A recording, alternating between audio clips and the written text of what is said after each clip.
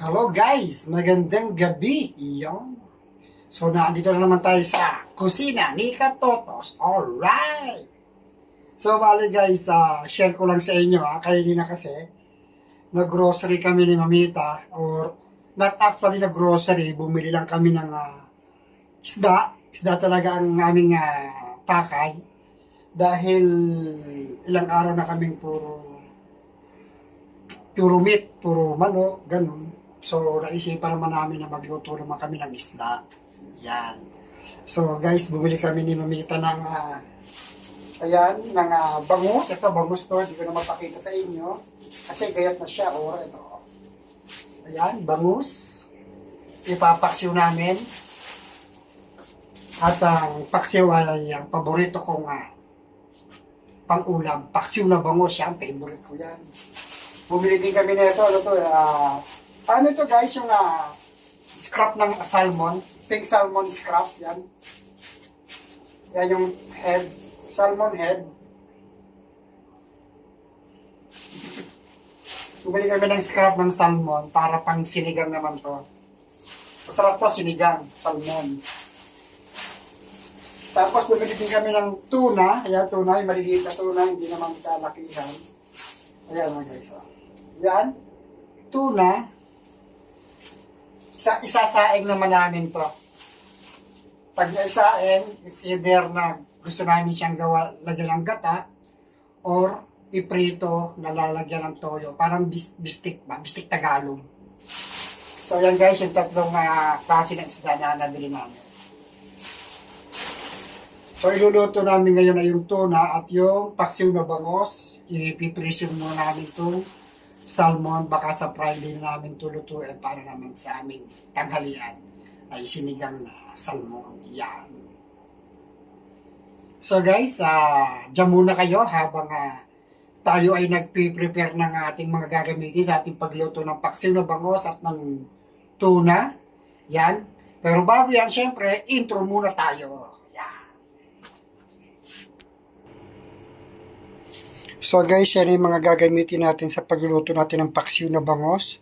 Andiyan yung ating luya, yung ating sibuyas, bawang, tapos yung ating sili, tapos ito, fish broth cubes yan.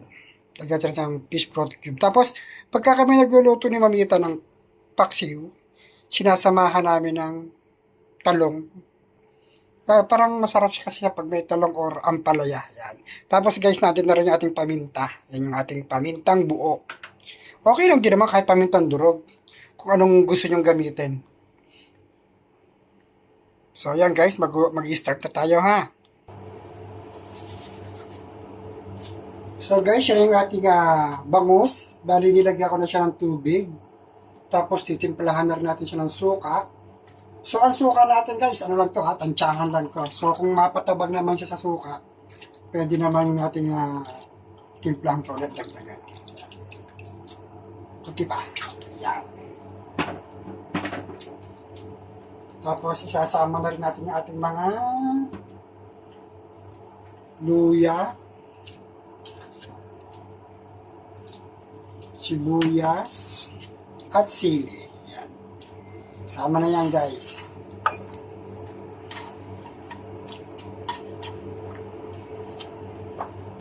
Ating bawang.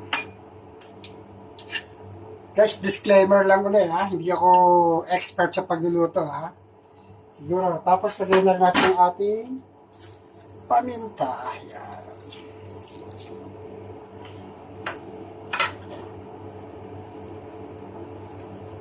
Kasi ito pag kumulo to, luto na yan, pag kumulo. Kasi mahirap din naman yung medyo matagal mo siya pakukuluan, nilalabog yung isda. Masarap kasi sa isda yung hindi labog. Tapos sama natin itong ating talong.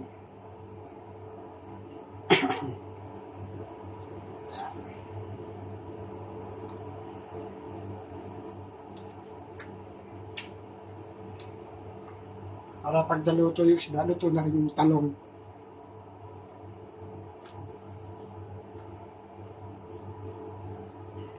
Guys.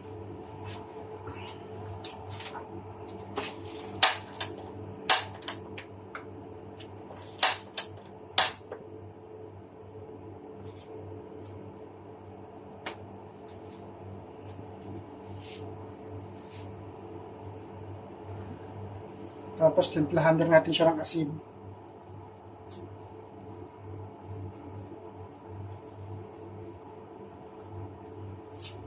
Tsaka aji.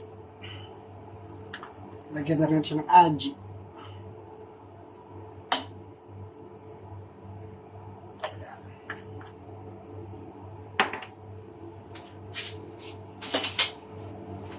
Mabilis lang naman lutuin itong paksiw na bangos, guys.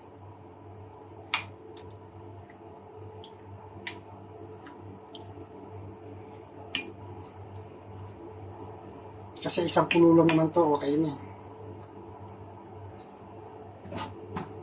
Lagyan lang natin itong fish cubes.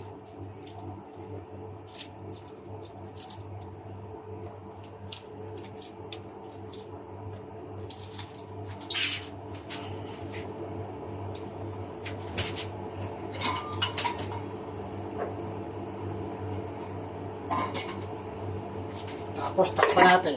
Ayun lang yun. Yun na yun. Pag kumulo yan, luto na yun. Ganun lang naman kabilis lutuin ng paksiw na bangus. Tikman. So guys, kumukulo na yung ating paksiw. Titikman natin guys ha.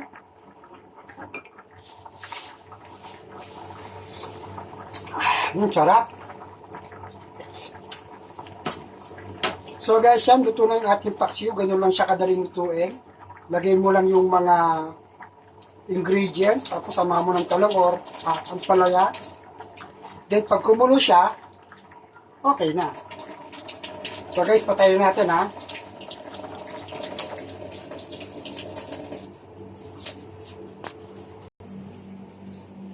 So yun guys, luto na yung ating paksiw na bangos. Magsasaing na lang ako para sa aming dinner. So hanggang dito na lang guys yung ating cooking tutorial. Cooking tutorial. So sa mga bago sa channel ko, please subscribe, Katotos TV. At pakihit yung ating notification bell para updated kayo sa ating mga video. Bye-bye! Hindi mo binanggit.